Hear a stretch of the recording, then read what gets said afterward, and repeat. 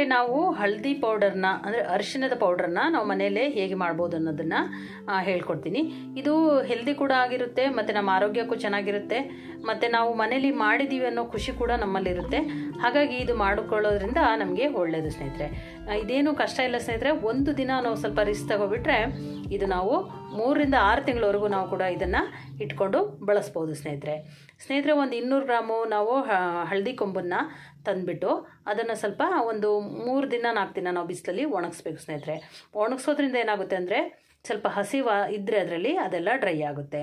ಮತ್ತು ಅದನ್ನು ನಾವು ಸ್ವಲ್ಪ ದಪ್ಪಕ್ಕೆ ಅದನ್ನು ಕುಟ್ಕೋಬೇಕು. ಕುಟ್ಟಿ ಅದನ್ನು ನಾವು ಈ ಥರ ಮಿಕ್ಸಿ ಜಾರೆಲ್ಲ ಹಾಕಿ ಪೌಡ್ರ್ ಮಾಡಿಕೊಂಡು ಅದನ್ನು ಜರಡಿಯಲ್ಲಿ ಜಲಿಸ್ಕೊಬಿಟ್ರೆ ನೋಡಿ ಈ ಥರ ಫೈನ್ ಪೌಡ್ರ್ ಬರುತ್ತೆ ಸ್ನೇಹಿತರೆ. ಇದನ್ನು ನಾವು ಡಬ್ಬದಲ್ಲಿ ಹಾಕಿಟ್ಕೊಂಡ್ರೆ 3 ರಿಂದ 6 ತಿಂಗಳು ಬಳಸ್ಕೋಬೋದು. ಹಾಗೆ ನಮ್ಮ ಹೆಲ್ದಿ ಲೈಫ್ ಸ್ಟೈಲ್ಗೆ ಹೆಲ್ತಿ ಒಂದು ನಾವು ಇದನ್ನು ಆರೋಗ್ಯನ ಕಾಪಾಡ್ಕೊಳ್ಳಿಕ್ಕೆ ಇದು ಒಂದು ದಾರಿಯಾಗಿದೆ. ಯಾಕಂದರೆ ನಾವು ಅರಿಶಿನ ಸಾಮಾನ್ಯ ಎಲ್ಲ ಸಾಂಬಾರಿಗೂ ಚಿಟಿಕೆ ಅರಿಶಿನ ಅನ್ನೋದೇ ಹೆಸರಾಗಿದೆ. ಅದನ್ನು ಬಳಸ್ತೀವಿ. ಹಾಗಾಗಿ ಅದಕ್ಕೆಲ್ಲ ತುಂಬ ಚೆನ್ನಾಗಿರುತ್ತೆ.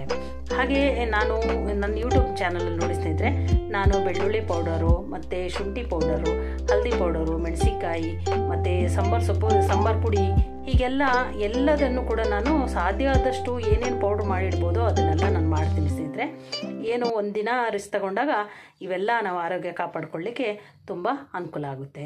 ಹಾಗೆ ನೀವು ಕೂಡ ಮಾಡಿ ನಿಮಗೆ ಹೇಗೆ ಬಂತು ಅಂತ ನನಗೆ ಕಮೆಂಟ್ ಮಾಡಿ ತಿಳಿಸಿ. ನಿಮಗೆ ಈ ವಿಡಿಯೋ ಇಷ್ಟ ಆದಲ್ಲಿ ಲೈಕ್ ಮಾಡಿ, ಶೇರ್ ಮಾಡಿ ಹಾಗೂ ಸಬ್ಸ್ಕ್ರೈಬ್ ಮಾಡ್ಕೊಳ್ಳಿ ಸ್ನೇಹಿತರೆ. Thank you so much. Healthy food with Geetanjali.